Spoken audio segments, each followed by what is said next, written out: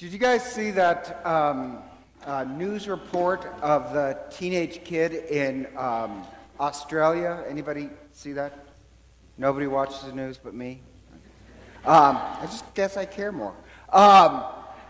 It was actually pretty funny interview because this teenage kid in Australia is talking to this girl he wants to impress, and he says, well, no, and you have to understand, below there's a pit of crocodiles. And he says, oh, no, crocodiles only attack you if you're wearing a backpack. They don't attack you if you're an Australian. And so to prove it to her, he goes down and he jumps in the crocodile pit. And guess what happens? They attack him. And he wasn't even wearing a backpack.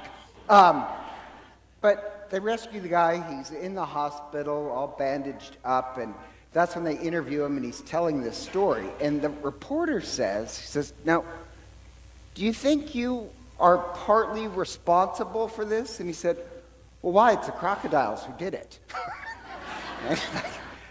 Oh my. Like, at that point, he's kind of missed the boat. Not only did he miss the boat, but also, just FYI, then the reporter says, well, did you get a date with a girl? And she says, yeah, she's going to go to the movie with me. And the reporter says, well, she must be a special girl. And he says, not really. I don't think he went on that movie date. But I'm not saying this, and this is the strange part, I'm not saying it because teenagers have low IQs. I'm saying it because what shocked me is he can get mauled by crocodiles and still doesn't seem to be able to see his responsibility. That he was partly to blame. And this sounds really crazy, but my mind immediately went to your parents did a poor job. Because I think it's a job of the parents to slowly open up children's eyes that they have a responsibility. And like, just my mother, who I'll probably sue later on, she's actually very sweet, but she was very harsh. Not harsh. She's just very, very sweet. She stayed with me for 2 weeks, really easy to live with. But when I was growing up, if you left like something out, like your clothing out or something like that, she gave me this speech where she said, you know, when you leave these things out, you're demanding that I be your servant. You know, like I never asked you to pick up after me. Don't ask me to pick up after you. And my mother was kind of harsh on that. Where like, when I was in 5th grade, I think it was, she taught me how to do laundry. And says, now you're going to have to do your own laundry. Don't mix the colored and whites because I'll still make you wear it. But like when I went to college, there's kids that had never done laundry their entire life. And like, I just find that bizarre. Or when my mother was staying with me, because I liked to harass her, she would leave her prayer book out and say, now, when you leave something out like that, you're demanding. And when I was growing up, my mother used to say, listen, when you turn 18, I expect you to be an adult. I expect you to be able to see and take care of yourself. So when she lived her prayer book out, I said, listen, when you turn 90, I expect you to... But about the teenage kid from Australia, to be honest, I was actually upset with his parents. That you have to put effort into opening up people's eyes to see how they're responsible for a lot more. And that idea of being able to see and have your eyes opened, that actually is what God is trying to do with us. That's what the readings are about. Look at the first reading. It's about seeing in a new way. And you have Saul, the King Saul, he's gone crazy, so God tells Samuel the prophet, go to Jesse's son and anoint him as a king. Jesse has a bunch of sons. So Samuel goes and he sees the first one, and the oldest son, he's tall, and you have to understand, Saul was tall and looked imposing in a crowd, and he sees the first son, and it's a familiar sight of a king. You know, he's tall, he's big. So Samuel says, well, clearly, this one's a king. No, not the first one, not the second one, none of the sons. So Samuel says to Jesse, do you have any more sons? And here's where it gets strange. He said, yeah, we have David, but he's the youngest. He's the runt of the litter, and he's out shepherding. They didn't even consider him. He wasn't even invited to show up to the prophet. And God says, don't judge by appearances. So, he's judging because he's looking at what looks familiar. This guy looks kingly. And God says, don't judge by appearances. And so they call for David. And this is the weird part. They call for David. And it does say David is handsome. But if God just says, don't judge by appearances, then suddenly the Bible starts to talk about David's appearance. But it's not clear in English. Basically, it says, David's the runt, David is handsome, but, and this is the Jewish joke, he's a kid, but he said, and he looks feminine.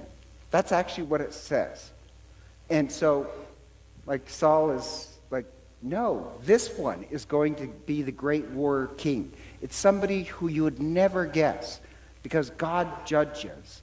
God sees differently than we do. And the story is not about David. I mean, it's an interesting story. David does become the great king, but it's not a story about David. It's a story about Samuel. We want to be Samuel. Samuel, think about it, was a great prophet. He was a mystic. But later on in life, he has this conversion that he sees people in a new way, not judging by appearances, trying to see as God sees. That happens after he's becomes very religious. That's what we're hoping happens to us. That over time, we give up looking and judging by what looks familiar to seeing how God sees. God sees much different. That's what we're praying for, to see differently. Same thing in the gospel is about seeing differently. The gospel is not that some guy gets his eyes restored, his sight restored. It's about seeing the world differently. And you have, in the story, think, who's the real enlightened one in the gospel? You have the Pharisees. And the Pharisees, they can physically see, but they're the most blind. They're supposed to be super religious, and yet they can't see sin and they can't see God, even when God is standing right in front of their face.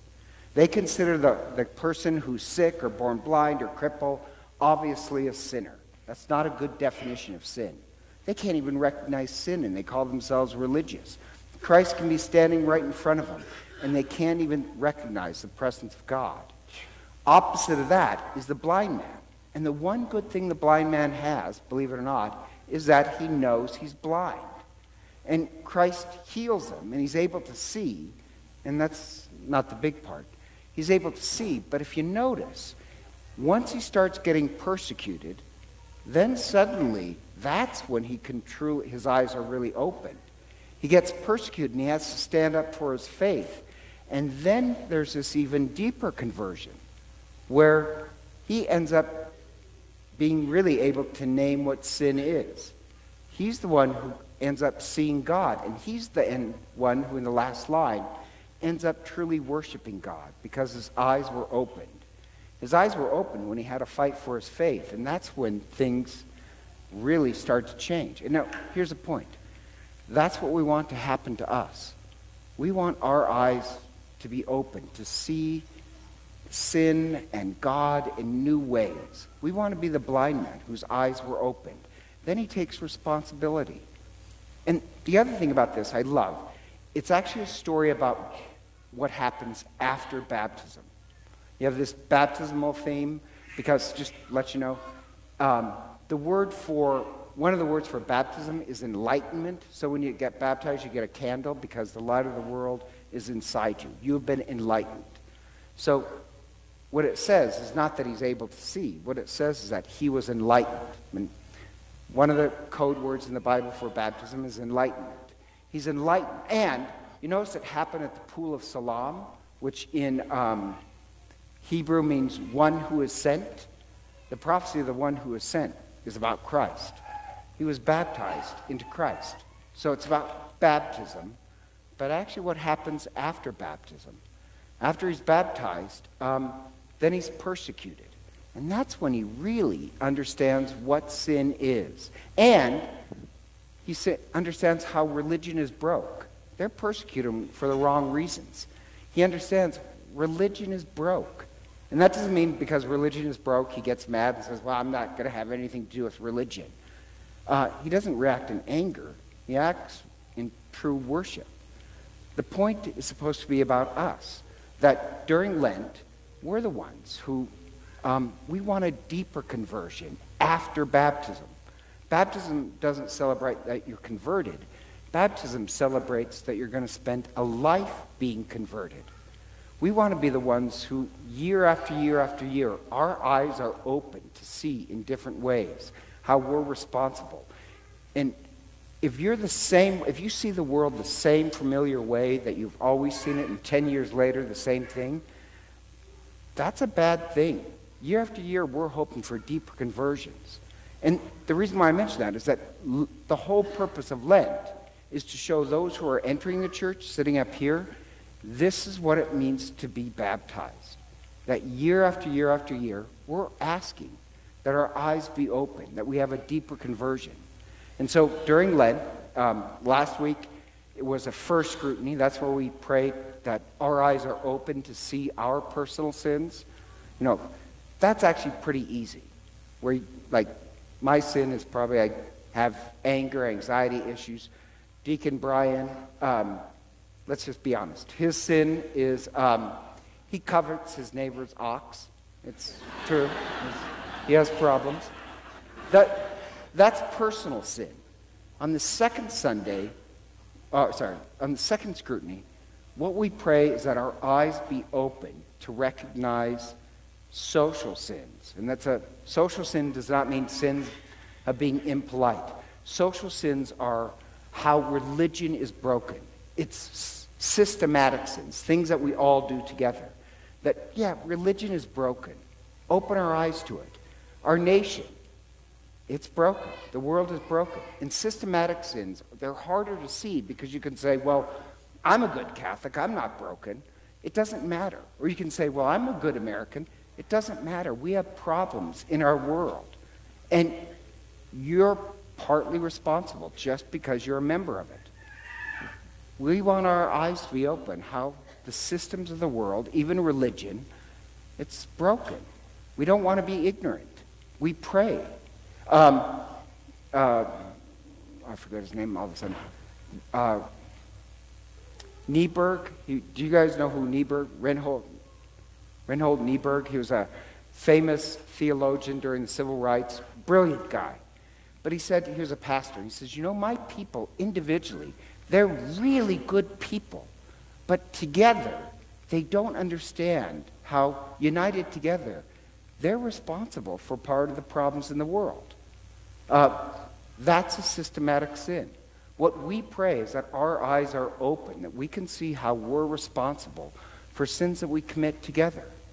Otherwise, we're like a teenage boy from Australia who blames the crocodiles for attacking him. That's not low IQ, that's blindness. We want to be Samuel. We want to be the blind guy who has his sights restored. We want to see the world as God sees it. That's what we pray. And so, please stand.